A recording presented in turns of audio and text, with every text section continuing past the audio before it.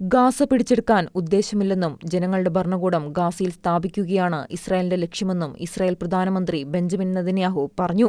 പുതിയ സൈനിക നീക്കം ഇസ്രായേലിന് ഭീഷണിയാവില്ലെന്ന് ഉറപ്പുവരുത്തുകയും ചെയ്യുമെന്നും നെതന്യാഹു പറഞ്ഞു. ഗാസ മുനമ്പിൽ ഹമാസിനെതിരായ യുദ്ധം തുടരുന്നതിനുള്ള ഇസ്രായേലിന്റെ പദ്ധതികൾ വിശദീകരിക്കുകയായിരുന്നു പ്രധാനമന്ത്രി. ഗാസയിലെ ജനങ്ങളെ ഇസ്രായേൽ പട്ടിണിക്കിട്ട് കൊല്ലുകയാണെന്ന ആരോപണങ്ങളും നെതന്യാഹു തള്ളി. മാധ്യമങ്ങളെ തെറ്റിദ്ധരിപ്പിക്കാനുള്ള ശ്രമമാണ് ഹമാസിന്റെ ഭാഗത്തുനിന്ന് ഉണ്ടാകുന്നതെന്നും അദ്ദേഹം പറഞ്ഞു. പലസ്തീൻ സ്വതന്ത്ര രാജ്യം മേഖലയിലെ പ്രശ്നങ്ങൾ പരിഹരിക്കുമെന്ന ചില ലോക നേതാക്കളുടെ ധാരണ തീർത്തും തെറ്റാണെന്നും നെതന്യാഹു കൂട്ടിച്ചേർത്തു. ഹമാസ് ആയുധം താഴ്വെച്ച് ബാക്കിയുള്ള എല്ലാ ബന്ദികളെയും വിട്ടയച്ചാൽ യുദ്ധം നാളെ അവസാനിക്കുമെന്നും നെതന്യാഹു പറഞ്ഞു. ഗാസയിലെ ഹമാസ് ഭീകരരുടെ സൈനിക ശേഷി ഇല്ലാതാക്കി അതിർത്തിയിലൊരു സുരക്ഷാമേഖല തീർത്താൽ പലസ്തീനികൾക്ക് ഇസ്രായേലിനൊപ്പം സമാധാനമായി ജീവിക്കാം. ആയുധങ്ങൾ താഴ്വെക്കാൻ ഹമാസിന് അവസരം നൽകുകയാണ്. അതിനവർ തയ്യാറായില്ലെങ്കിൽ ഹമാസിനെ പൂർണ്ണമായും ഇസ്രായേലിന് തകർക്കേണ്ടിവരുമെന്ന് നെതന്യാഹു വ്യക്തമാക്കി.